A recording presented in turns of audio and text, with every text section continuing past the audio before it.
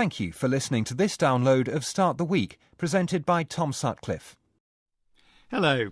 The definition of what it is to be womanly has almost always been written by men, and usually in a way that pinches very tightly.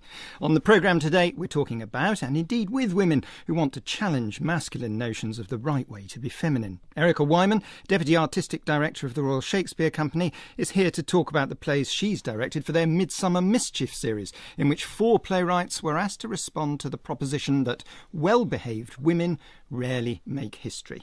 The historian Helen Castor can certainly speak directly to that as the author of The She-Wolves, a critically acclaimed study of 4 of England's medieval female power brokers, as can the mezzo-soprano Joyce Di Donato, shortly to play that awkwardly disobedient woman, Mary Queen of Scots, in Donizetti's opera Maria Stuarda. And the feminist Julie Bindel makes a passionate case for bad behaviour of a radical kind in her book Straight Expectations. When people warned that same-sex marriage threatened to destroy the institution of marriage itself, she was one of the few gay activists who fervently hoped they might be right. We're going to begin, though, with theatrical mischief first. Erica Whyman, the Midsummer Mischief season is conceived as a counterpart to Roaring Girls, which is a season of classic plays in which women behave badly, in inverted quotation marks. Why did you feel the need for a contemporary balance to that? Well, we're a classical theatre company, but the Royal Shakespeare Company, I think, has always been excited by and determined to reflect contemporary voices and contemporary responses to Shakespeare and Shakespeare's world. And the Roaring Girls season in the Swan Theatre are these amazing plays with extraordinary women in, but they are women in men's worlds, and as you say, they are written by men. And I think they surprise us because the women are so determinedly and sort of capriciously unlike the women we imagine we're going to see in plays written 400 years ago. But I think we felt it very important that women's voices were heard on stage, both the authors and the sense of a contemporary voice. How do we feel about gender roles now? They preoccupied Shakespeare and a number of the writers in the season, and they don't preoccupy us now. And I suppose I partly wanted to provoke and say, why don't they? Why aren't there better roles for women on stage, and why aren't we more troubled by the way that gender's portrayed on stage? Did you find something coming out substantially different from those male writers? I mean, the male writer can always place a woman on stage behaving badly, but she is, of course, contained by his notion of what, as it were, good bad behaviour is. One thinks of that dreadful word feisty, which often gets applied to women, never to men, and is Absolutely. a sort of enclosing word, isn't it? Yes, I think the thing that troubles me most when I think about theatrical women, and this extends to some degree into all sorts of dramatic fiction on screen as well, is that we very rarely hear women speaking about ideas, speaking absolutely with conviction and authority about ideas, and that if I had one critique of the Roaring Girls plays, it's that doesn't happen terribly often, except Moll Cutpurse in the eponymous play Roaring Girl, which is a very intriguing drama because in fact Moll Cutpurse was treated as a terrible idea by her own society, and yet the playwrights found her to be rather fun and allowed her to stand on stage and say that actually there might be a different way of living.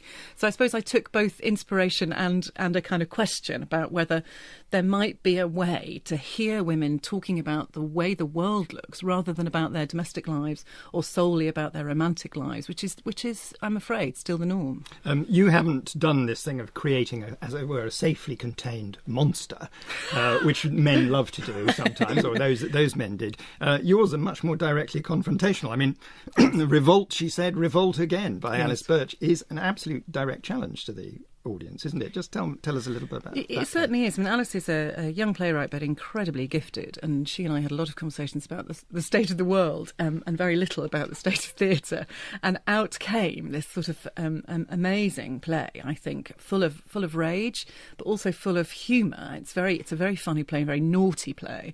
And she says in the introduction to the play, for the actors, this play is not well behaved. So responding very directly to my provocation and saying, what would a play look like that didn't obey any norms? norms. So it doesn't have a simple narrative structure. It has women doing things that they're not supposed to do. For instance, in its very first scene, a woman explores what it would be like if she had a kind of verbal sex with her partner where none of the language behaved in the way that it might in conventional heterosexual It is a very funny sex. scene. I did wonder, we're warned about everything, mist, gunshots. Have you got a warning at the start of this Scenes play? of a sexual nature. Scenes of a So sexual we're not nature. hysterical about it, but it's true that there's some sex in it quite early on. There's another scene, revolutionise the world, do not marry, Yes. which makes a very, very strong case against marriage. The woman actually compares it to being offered a suicide vest. She does. I mean, I think it's important to say that the play truly is exploring what revolution might look like now. You know, Alice is very clear that she is in a world, she thinks, where she's been told that revolution happened, and sexual revolution happened in the 70s and 80s. And she looks around herself and sees that it isn't the case, or at least that revolution did not achieve what it set out to achieve. And, you know, I'm in my 40s, and we have been talking a great deal about that generational perception of whether revolution really did happen. And I suppose marriage is one of those things that we have slipped, I know Julie might well agree, we have slipped into an idea that's more acceptable, and that it's absolutely fine that it comes from a tradition that might be misogynistic, or worse than misogynistic, that it treats women wholly as property. And I suppose the scene is a reminder that actually that is what marriage means. I should say, though, what I love about Alice's writing is she places on stage a young man who seems like a really good idea as a husband. So he's got a lot of rather wonderful lines about what marriage means to him, about sharing a life and having dogs together and sharing baths and going on holiday. He says, he thinks he said, I wanted to live my life next to yours. What she's heard is, essentially, you said you wanted to reduce your income tax. Exactly. So she is making a wholly political and revolutionary point. I think, actually, before the scene, what we think when we've really investigated the play is that they're in a very loving relationship. And what he's done, the reason the metaphor of a bomb is so perfect, is he's ruined the relationship by suggesting they marry, which is a disaster for both of them, actually. And it's almost as if these unearthed and unquestioned traditions or mores or habits, like getting married because that's what you do when you're in a successful relationship, could actually destroy perfectly loving relationships between men and women, and indeed equal relationships between men and women where they are emerging. Julie Bindel, as I was reading the text of that first play, I thought of you. I thought you would rejoice in it, really. Oh, indeed. And I think anything that subverts the notion that women are destined to marry, to have children, and to stay within that state is revolutionary. And for women, even today, resisting marriage, whether they're heterosexual or lesbian or anything, in fact, is really radical. You know, we don't just have to look to forced marriage and to the abuse that happens to women in minority ethnic communities, for example. We have to look everywhere. For example, my niece, who's 30 and not yet married, is really worried about going to her brother's wedding. He's younger than her, because she'll be asked over and over again, is it you next? So disappointing. Absolutely. And I mean, 5 decades of this wave of feminism, has barely reduced that. And of course, in a sense, you have more choice for women. But in another sense, it's become so much more normalised in the recent decade. Erica Whyman, just going back to theatre again, do you not feel that we're in a pretty good time in theatre for women? We've now got women running big theatres, a whole generation of younger women playwrights coming through. That although it's not perfect, it's a lot better than it was. There have been some huge gains. I absolutely agree, and I think there is a danger in falling into this sort of predictable narrative that says that we don't have any strong women in the theatre. It's not true. And I've been running theatres for 17 years, and I've done more interviews about what it's like being a woman running a theatre than I have about any of the plays that I've directed. So I am a bit sick of that narrative, because I do think there's some big gains. However, we are still not seeing women playwrights' work make it onto the large stages, and I think that's to do with what we're talking about what we mean by a State of the Nation play. We're also not seeing men write parts, generally speaking, for women who are really making contributions to society and talking on stage about that. Well, the other play you've directed, Timberlake Wertenbaker's The Ant and the Cicada, has 2 big meaty roles for women. They, as it were, take all of the centre stage. Yes. in putting forward the arguments. And that in itself, in your view, is is radical, even though the play Yeah. itself takes a more conventional form than Revolt, she said, Revolt again. Absolutely, and there is a pleasure in sitting in Stratford because, you know, there's the odd illustrious actress who's a great friends of the company coming to watch these plays and going, oh my, I wish I had parts like that available to me. So there is definitely something about women of a certain age, just to add to the prejudice, not being given roles where they are really speaking about what they think. Joyce de Donato, this is not a problem in opera, or not to the same degree at all, is it? No, and it's you actually... have a luxury of...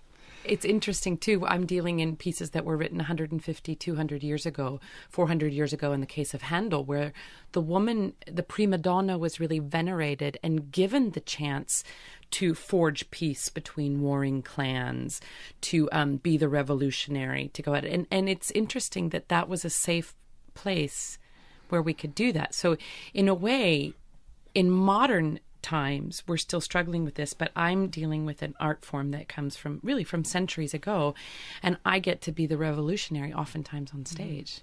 Of course, the big difference is most of the creatives, at least in terms of writing the operas, mostly were men. Pretty exclusively. Mm-hmm. And there is a significant difference when a woman writes a speech for a woman than when a man writes a speech for a woman. I wish that weren't so, because otherwise we are assuming that our women have to carry all the responsibility for writing fabulous parts for women, but I think it still is, to some degree. Julie Bindel, you're nodding your head with a look of... No, I think that's right, and I think that in exactly the same way as film noir back in the 40s, Bette Davis films, etc., treated women, which were wonderful until you got to the end. That can be the same in opera, in some operas where women, of course, are punished for transgressing, and also some of the really brilliant parts for women in the theatre, but where, of course, they're not allowed to keep their revolutionary ideals, and they're not allowed to really revert to what they want to be. No, it's death or marriage, isn't it? Indeed. Well, I would say Whyman. that Shakespeare does help us, and we forget this at our peril. I mean, there's a lot been written, of course, about Shakespeare's women, but when you think about Rosalind, he explicitly gives her the epilogue and says that it's not the fashion to do so, and she is allowed to finish the play, and to finish it indeed without reverting to stereotype. Helen Castor. I think this is all a very important reminder that we mustn't be lulled into complacency by our notions of progress. The idea that whether in theatre or opera, in politics, in marriage, that things are heading in the right direction, because it's much more complicated than that. Shakespeare was doing wonderful work in terms of writing for women hundreds of years ago. Actually, if we look at the institution of marriage, in its earliest origins, what the church said about it, it was extraordinarily free for women. It was about two individuals making vows to one another that then couldn't be undone. The choice involved in that, the Romeo and Juliet idea, they didn't even need the priest. They could just make that choice themselves. It's the legal institutions and what we do with those that then creates the superstructure, if you like. And it's not straightforward. It's not straightforward. You've provided the perfect cue for Julie Bindel by talking about complacency and our complacent notion that things are getting better. Your book, Straight Expectations, essentially says, it's not. This is what you write about the gay rights movement. The gay rights movement has not just lost its teeth, it is operating like an elderly, claret-soaked Tory making his way to the bedpan in the corner of the room, bloated, smug and plodding. Did I write that? Yes, you did. I don't know how many people you've offended with that one sentence, but it's a lot. Well, I've tried to fit everybody in and be exclusive. But, it is true that we are now living in a different time and place to when we were in the gay liberation movement back in the 1970s, because, of course, gay men that sex had been criminalised between two men up until 1967, and the remnants of that continued. Women, lesbians, were routinely losing custody of their children. They were in heterosexual marriages. If they left to live with another woman, then it was absolutely without question that the judge would award custody to the father, whether or not he was violent. So things were terrible, and of course the gay rights movement, which was a liberatory movement, responded to that, and today we're in a different position. But what worries me is that we have been placated by the crumbs offered to us, not by coincidence, by a Tory government, where we're supposed to be now the good gays. In other words, we have the bad gays, which is the first time ever in history. We've always just been bad. And we are placated by the offer of marriage and full legislative equality with heterosexual people, when in fact, culturally and socially, we are a million miles away from where we are legislatively. There is a huge chasm, and yet we don't seem to appreciate this. Isn't this just a nostalgia for the barricades on your part? You had, it was a crucially important time for you personally, that sort of period of early feminism and sort of separatist feminism. Don't you just want to be back on a barricade lobbying something? I find plenty of barricades to be on now as a feminist with issues that are absolutely pertinent, but I think it's a fair question. And of course you can't pretend that the heyday of women's liberation and gay liberation wasn't exciting. So there's a little bit of that for sure. But what it is for me is, in a sense, it's a little bit like having a royal wedding in the middle of a huge recession, being given the right to marry. This is not liberatory for women, and I don't want my relationship sanctioned or interfered with by the state. We still have much work to do. Homophobia is rife in schools and in the workplace. You concede that because you've done a number of surveys for your book, I mean, very extensive surveys, both on what the general population think and also what gay men and women think. And you concede that 84% of gay men and women disagree with you on same-sex marriage. They think it is an important advance. Well, of course it is an important advance, because we can't possibly deny one group of people the right that another has. If we were to say that Jewish people couldn't marry, for example, but they can have a civil partnership, it would be seen, rightly so, as rife anti-Semitism. So we have to have equality. We absolutely must. We must not exclude lesbians and gay men, for example, from the military. But this isn't what a liberation movement is. What is a liberation movement, then, in your view? Because a lot of people will look at that and think, oh, well, that's exactly what it is. It's about those day-to-day equalities. It's equality, not liberation. The early pioneers of feminism and gay liberation said that we should subvert marriage, that we should subvert the notion that this is what women and men have to look forward to, and that we are, stereotyped into that. And so true liberation is looking at what is left to be done and doing it. For example, 90+% of school children, this is a poll by Stonewall, the gay rights organisation, still use the word gay as a pejorative. There are terrible instances of queer bashing, of people losing their jobs for being lesbian or gay. And then you just have to look at what's going on in Russia, in Uganda, in India, where gay rights are actually going backwards rather than forwards. Yeah, I don't think anybody would deny that there's a kind of genuine problem, but a lot of people would say gay marriage or same-sex marriage is part of the process of moving that forward, that it is a necessary part of creating a different landscape and a different climate. Well, we absolutely have to have legislative equality. There's no two ways about that. To argue against that would be ridiculous. And often when I critique marriage, people confuse that with me being against equality. Of course I am not. What I'm saying is that if you look at the radical notion that one should abolish the institution of marriage, because of course it's linked to the state and to women's oppression, and have civil partnerships for all, that's not that radical a thing to say. And so I think that, as I say, the crumbs that we've been offered as lesbians and gay men by this Conservative government is a Conservative agenda to keep us contained within these familial relationships that really emulate the heterosexual norm, and that wasn't what liberation was supposed to be. If that's the plan, it doesn't seem to be working. Very interesting test cases with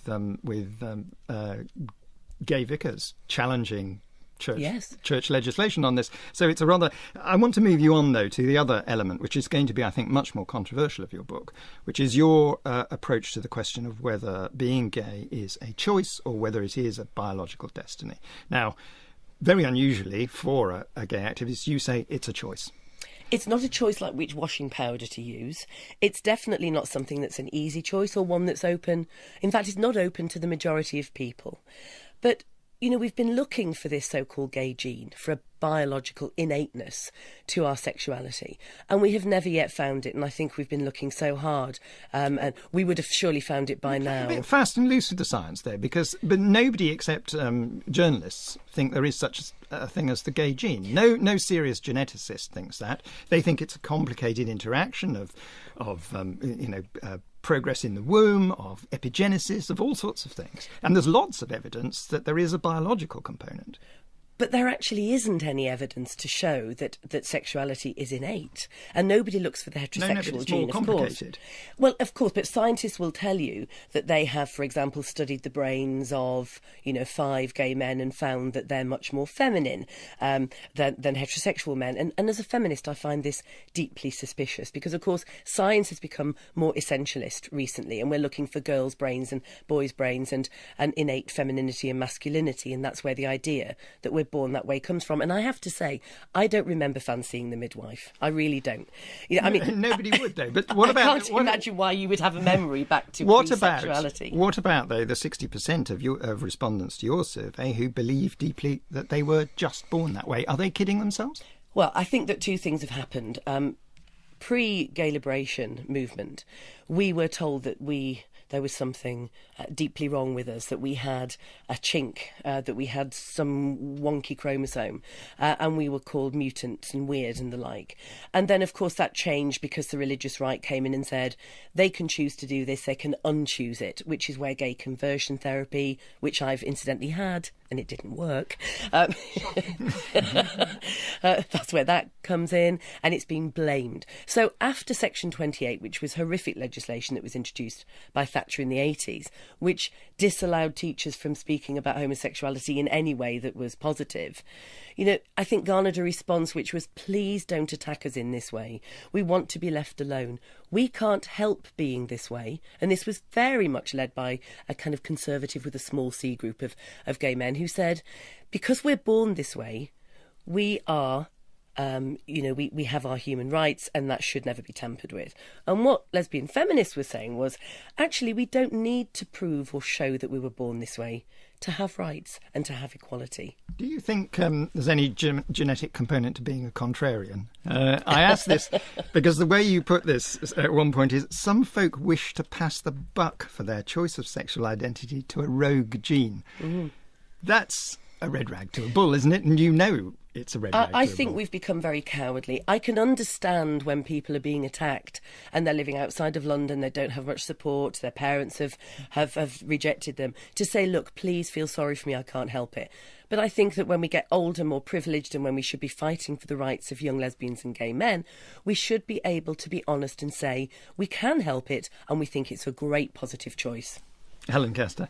I think one of the things that's interesting about this is the extent to which the binary divide that we see between gay and straight is not a historical universal. If you go back to the Middle Ages, there was sinful sex and not sinful sex. And not sinful sex was very, very limited. It was sex between a man and a woman within marriage for the purposes of procreation. And everything else was sodomy.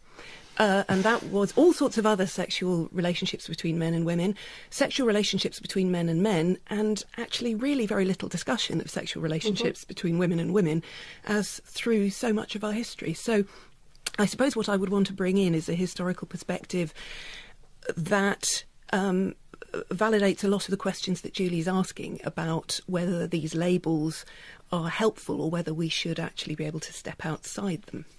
Erica Whyman. Well, I sort of feel I ought to be wholly disagreeing with Julie, because I'm a mum, I'm straight, I was very active alongside gay friends 20 or so years ago and felt that great, and I feel that great gains have been made. And yet I found something very tempting in your book. And I think what it is the notion that standing up and saying we might live differently has become much less fashionable. And I think one of the very particular challenges is about the choice to be a parent, because we have sort of, we've become very idealistic about it again. And the notion of not being a mother particularly has become almost impossible. And that turns up in revolt. So it's in my mind. Julie Bindel. Yes, I think that's absolutely right. And what's interesting now is that for let's say, the liberal intelligentsia, you are now more frowned upon for not having children than for being a lesbian. So the question I get now isn't, well, how come you're that way? It's, well, why did you never want children? And that's something that's become more prevalent, and I think it's become more prevalent the more conventional we've become as lesbians and gay men, and the more we've sought to emulate the heterosexual family unit. Yeah, this is another area where you don't go for the soft word, do you? Breeding, I think. Well, Breeding there are options like, fostering and adoption, which some lesbians and gay men admirably take up, rather than procreating. But I think what's really worrying me is the commercialisation of childbirth that we're now seeing through surrogacy, which is in some ways like womb trafficking, where, well-off gay men are actually outsourcing pregnancy, and they just feel that they have a right to a child. And I don't think that anyone has a right to a child. I think that we have really, we are somewhat responsible for correcting ills in the world when we have privilege. And I think that we've gone backwards on that, and we're just focusing in ourselves as a family unit far more. Helen Castor, I want to turn to you, because you've spent a lot of time researching and writing about women whose roles were almost entirely defined from the outside, what they were there for. And indeed, what they were there for mostly was to give birth. Your book, The She-Wolves, is about a number of female rulers who never actually achieved the crown, but as good as. It's a very interesting moment, that, isn't it, when they're trying to redefine their standing, but they have to do it within the terms that men have set out for them.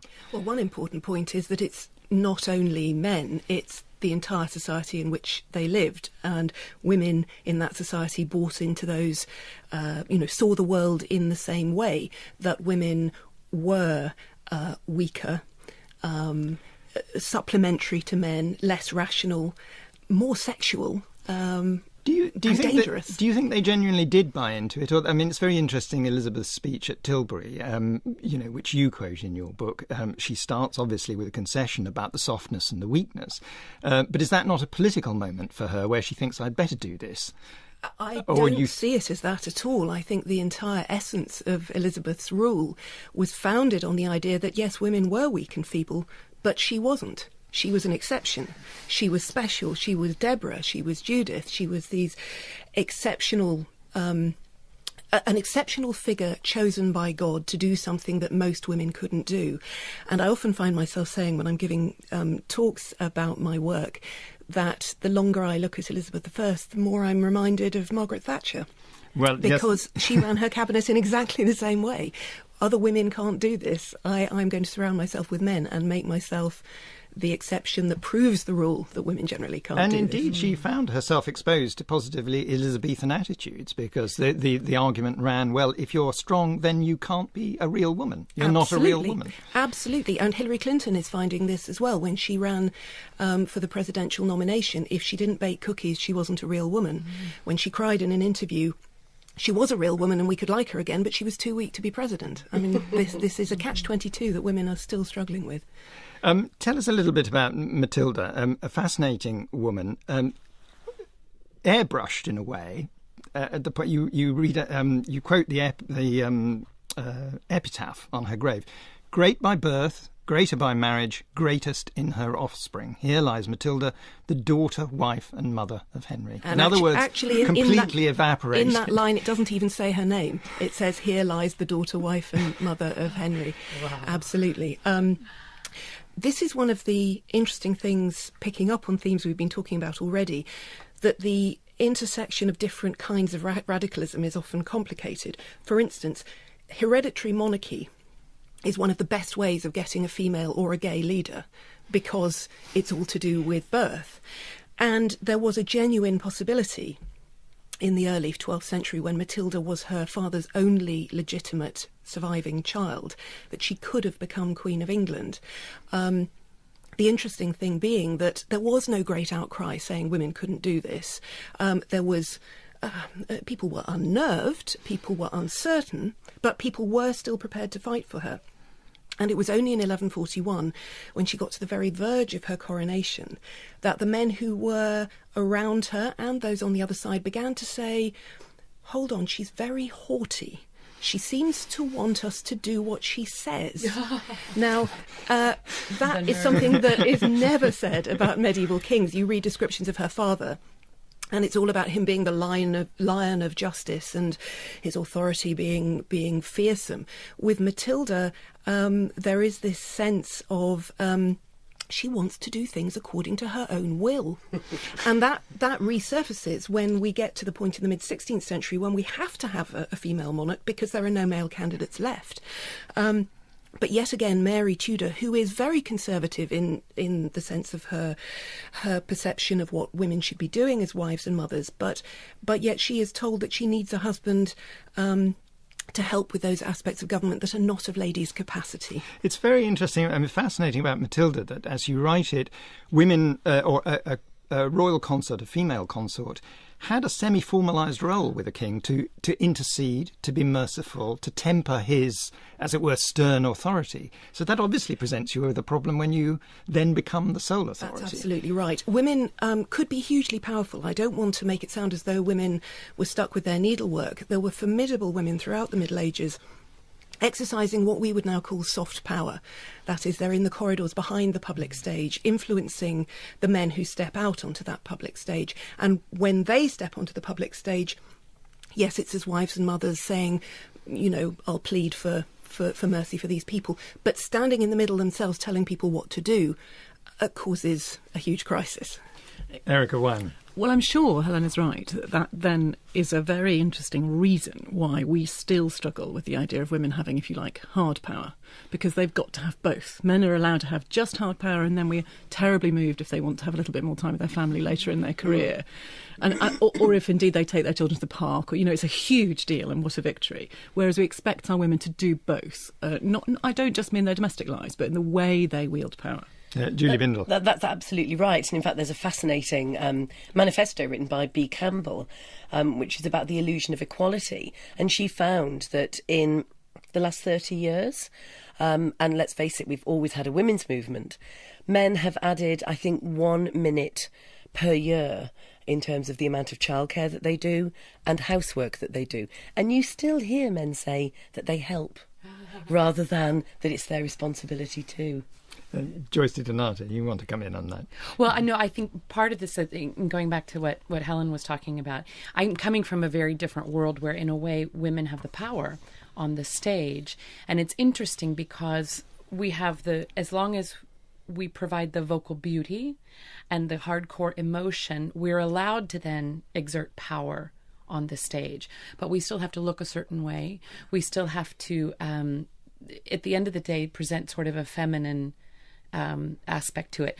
I live in the world as the mezzo-soprano, where I also get to play men on stage. I'm sort of living the best of both worlds here. And it's extraordinary, even though we're playing normally younger men and men that haven't quite grown into full manhood yet. But still, they're written very differently. I sing Romeo, for example, and in the opera, he comes on and takes the stage in a very strong way against the enemies. There's a directness, an angular, a hard power, and that's acceptable. But the woman has to always go through sort of the soft curves, looking a certain way, being a certain way, to not make people uncomfortable, setting people off. Or, of course, there may be a scene in which it's deliberately intended to make people uncomfortable. I mean, your role in Maria Stuarda is a dramatic role. The opera essentially gives us what history didn't, yes, which is an encounter between Elizabeth and Mary, where they are able to directly address each other. And she has this brilliant aria where she kind of rips into Elizabeth and refuses to kowtow. But it's a shocking scene at the time. At the time, it actually was banned by the censors. They shut the opera down because it was so shocking. You have these two women of power, and it's definitely a dramatic realization of what they go through. And Mary is suffering the humiliation of Elizabeth for just line after line, and she can't contain herself anymore, and she comes out and calls her a vile bastard, vil bastard. It's one of the great all-time lines in opera. But it was so shocking that a woman would speak that, and of course to a monarch that it was shut down. We can, I think, hear a little clip of you singing that, because it's wonderful to hear it. I think we should have it.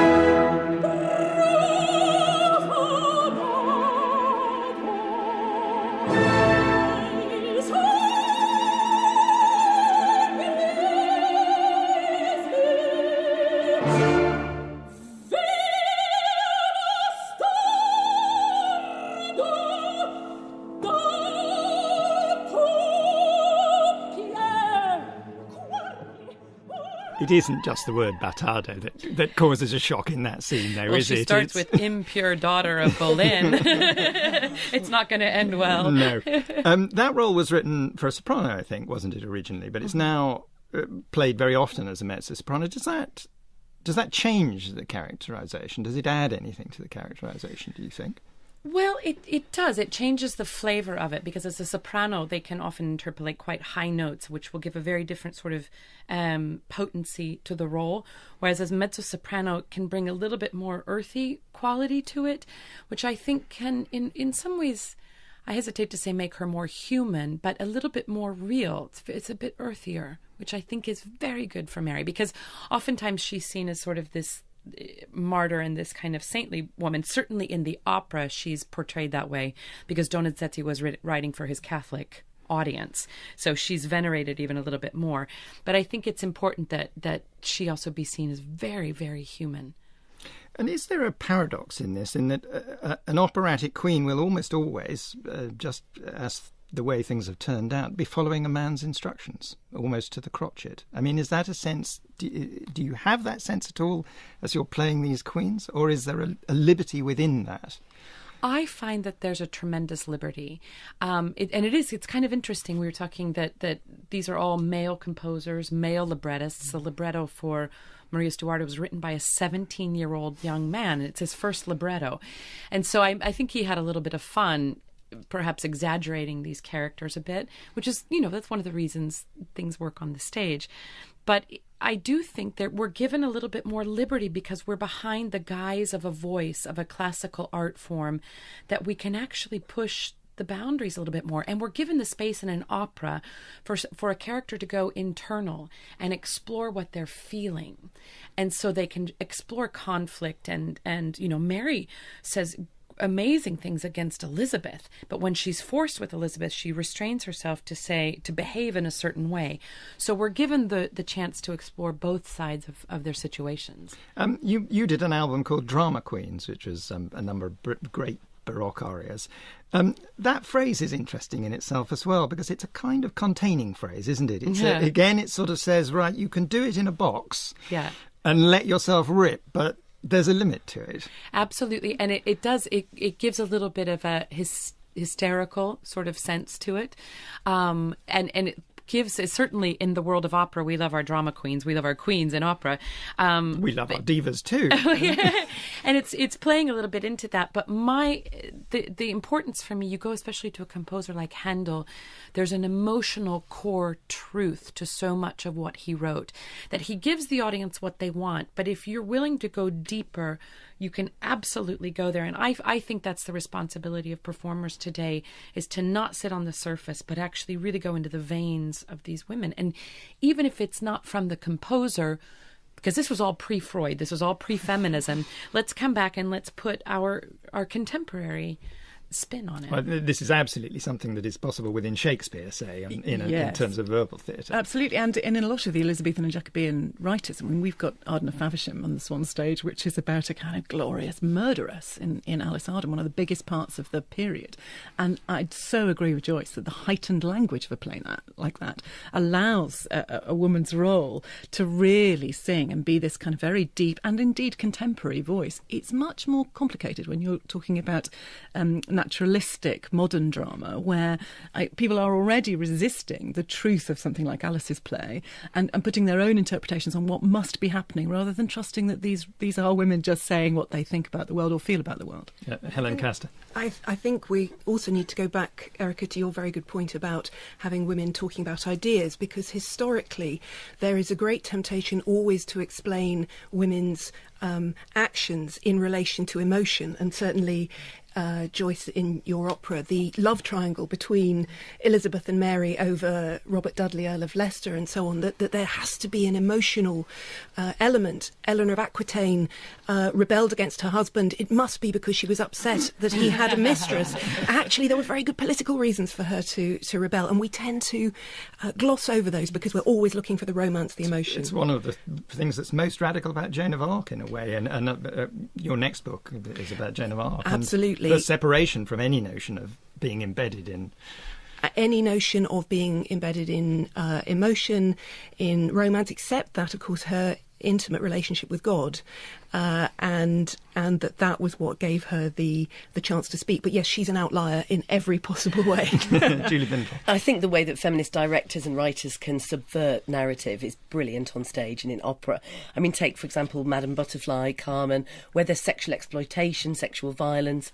So you can just swallow it and you can just think, oh, well, look, I'll just ignore those bits. Or you can go along and watch something that has feminist input and see how it comes alive because of that resistance. So you can take something that was written by men that really doesn't recognise the exploitation in Madame Butterfly and turn it into feminist resistance. I'm very glad you stopped there, because otherwise I would have had to interrupt you, and I would have got into trouble for that. But we're running out of time. Thank you to all of my guests. Julie Bindel's Straight Expectations is out now.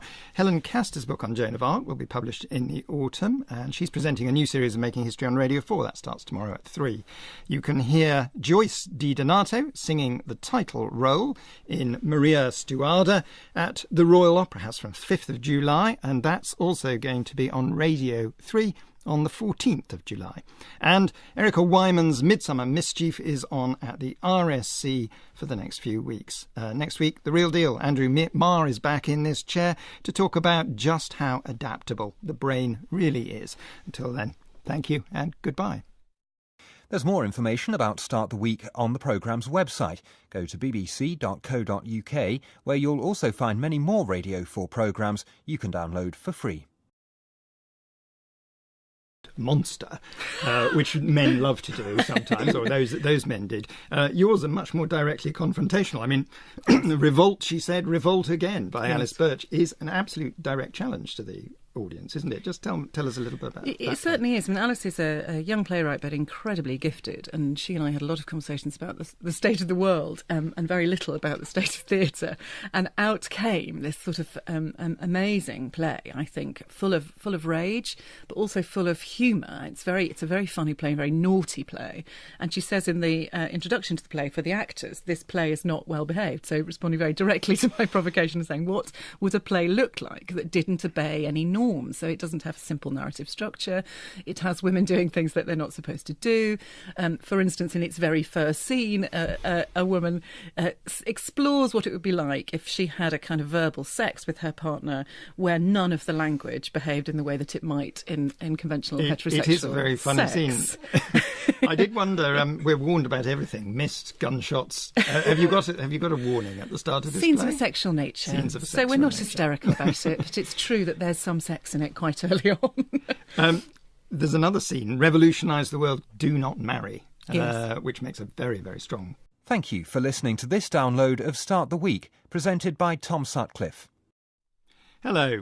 The definition of what it is to be womanly has almost always been written by men, and usually in a way that pinches very tightly.